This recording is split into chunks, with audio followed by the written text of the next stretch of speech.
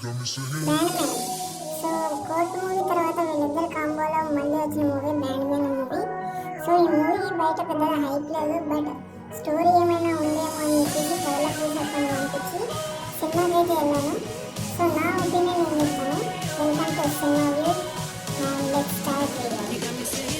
Band man ఈ movie విషయానికి వచ్చేస్తే స్టోరీ డీసెంట్గా ఉంటుంది.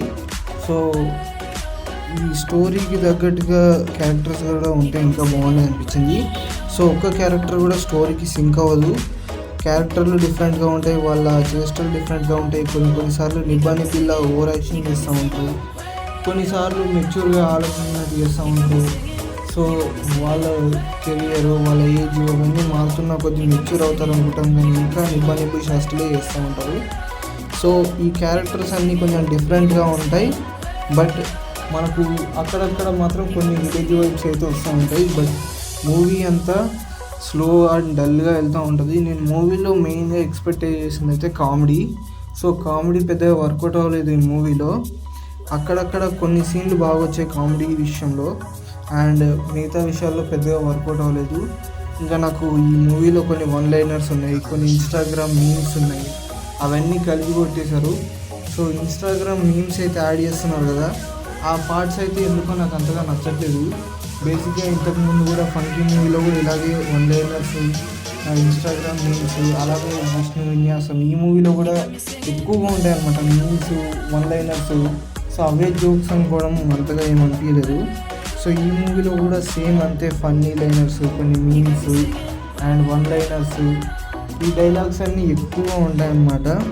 అండ్ వీళ్ళిద్దరు కాంబోలు ఇంతకుముందు కోర్ట్ మూవీ వచ్చింది, ఆ మూవీ బాగానే హిట్ అయింది. సో అదే కాంబో వర్కౌట్ అవుతుంది అనుకుని చేశారో లేదో తెలియదు, కానీ ఈ కాంబో మాత్రం అస్సలు వర్కౌట్ అవ్వలేదు నాకైతే. అండ్ లవ్ స్టోరీ పరంగా కూడా అంత పెద్దగా ఏం లేదు లవ్ స్టోరీ. సో బేసిక్గా ఉండే ఒక రొటీన్ యాంగిల్ అనమాట, స్కూల్ లైఫ్ లవ్ స్టోరీ. ఆ తర్వాత వాళ్ళ లైఫ్ ఎలా మారిపోతుంది, ఈ ప్లాట్ లైన్ అనేది సేమ్ యూజువల్గానే ఉంది. బాగా రొటీన్గా అనిపించింది నాకు ఈ ప్లాట్ లైన్ అనేది. సో ఈ మధ్య కాలంలో చాలా సినిమాలు వచ్చాయి ఇదే లైన్తో. సో మేబీ బెటర్గా ఇంకా స్క్రిప్ట్ అండ్ కొన్ని కొత్త క్యారెక్టర్ని ఇంట్రడ్యూస్ చేసి బాగా తీసుంటే ఇంకా బాగుండేది అనిపించింది. అండ్ మూవీలో రోషన్ క్యారెక్టర్ అంతగా వర్కౌట్ అవ్వలేదు, కానీ అతని యాక్టింగ్ చాలా బాగుంది మూవీలో. అండ్ మిగతా క్యారెక్టర్స్ కూడా చాలా బాగున్నాయి. అండ్ హీరోయిన్ రోల్ కొంచెం సెట్ అవ్వలేదు, ఎందుకంటే కొన్ని సీన్లు అయితే యాక్టింగ్ చేస్తుందా నవ్వుతుందా అర్థం కావట్లేదు. సో అవైతే అంతగా అనిపించలేదు.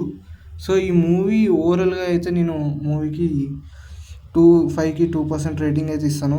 సో మీరు మూవీ చూస్తే ఎంత రేటింగ్ ఇస్తారో కామెంట్ చేసి చెప్పండి. అండ్ అలాగే ఇలాంటి ఒక village entertainer movies basic script, మంచి స్క్రిప్ట్తో వస్తే ఎంకరేజ్ చేయాలనిపిస్తుంది. బట్ ఇలాంటి డొల్ల స్క్రిప్ట్లతోని అవే వన్ లైనర్స్, ఈ మీమ్స్తో వస్తే బోర్ కొడుతుంది. సో మేబీ మంచి బడ్జెట్, మంచి క్వాలిటీ ఉన్నప్పుడు ఇలాంటి వన్ లైనర్స్ యాడ్ చేసి మూవీలో ఉండే స్టోరీని స్పాయిల్ చేయకపోతే ఇంకా బాగుంటుంది అనిపిస్తుంది. సో ఎక్కువగా మీమ్స్ రిఫరెన్స్లు తీసుకుంటే మూవీ అక్కడే స్పాయిల్ అవుతుంది అనిపిస్తుంది నాకైతే. మీకేమనిపిస్తుందో కామెంట్ చేసి చెప్పండి.